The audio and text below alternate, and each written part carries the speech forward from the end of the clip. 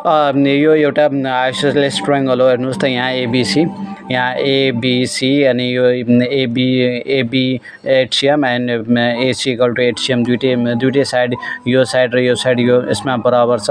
यो बराबर भएको कारणले गर्दाखेरि के हुन्छ भनेपछि यो चाहिँ सबभन्दा पहिले हामीले आइडेन्टिफाई गर्नुपर्ने हो। यो चाहिँ आइसोसेलेस ट्रायंगल हो। यो एउटा इट इज आइसोसेलेस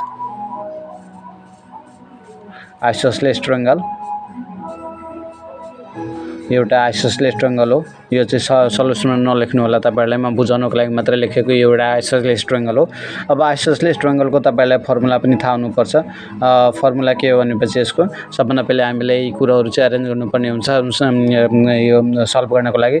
फर्मुला के हुन्छ भने यसको b/4 root under 4a² - b², जहाँ चाहिँ a भनेको चाहिँ अब यो इक्वल साइड भइहाल्यो, a भनेको इक्वल साइड भयो, b भनेको चाहिँ यहाँको चाहिँ बेस भइहाल्यो, बेस यो भनेको बेस भयो तपाईलाई, यो बेस यो चाहिँ यो बेस भइहाल्यो, यो इक्वल साइड भनेको a भइहाल्यो तपाईलाई, यो पनि a भइहाल्यो।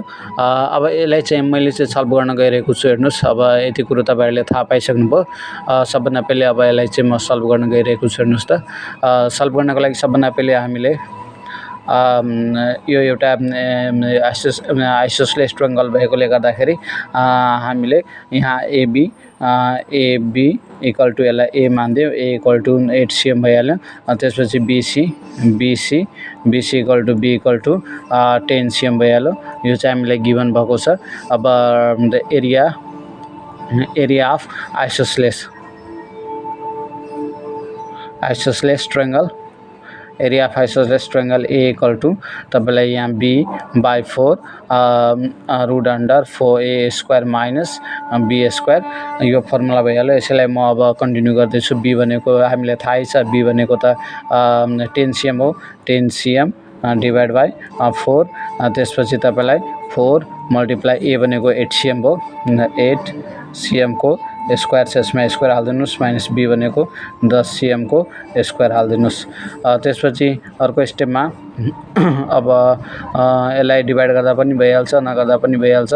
त्यसलाई मैले त्यतिकै राखेँ, अथवा यसलाई मैले काट्दिएँ। 2 2 जा 4, 2 5 जा 10 भनेपछि यो तपाईलाई 5/2 भइहाल्यो, अन्त 5/2 भयो।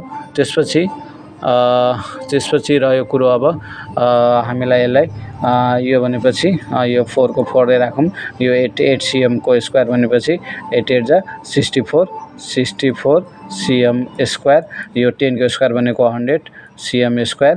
अब योबाट यो 5/2 गर्नुभयो भने पनि भइहाल्छ, नगर्दा पनि भइहाल्छ। त्यही म यसले नै डिभाइड गर्छु। यसलाई डिभाइड गर्दाखेरि 2.5 आयो, 2.5। त्यसपछि यसलाई मल्टिप्लाई गर्नुभयो भने तपाईलाई 64 × 4 भनेपछि 4 4 जा 16, 6 4 जा 24, 25 भयो, 25 cm स्क्वायर, यो minus 100 cm square equal to 2.5। यसलाई सब्ट्र्याक्ट गर्नुभयो भने तपाईलाई 256 माइनस 100 भनेपछि 156। अब क्याल्कुलेटर युज गर्नुस् तपाईहरुले। क्याल्कुलेटर युज गर्दाखेरि तपाईहरुले चाहिँ के गर्नुपर्ने हुन्छ भन्दाखेरि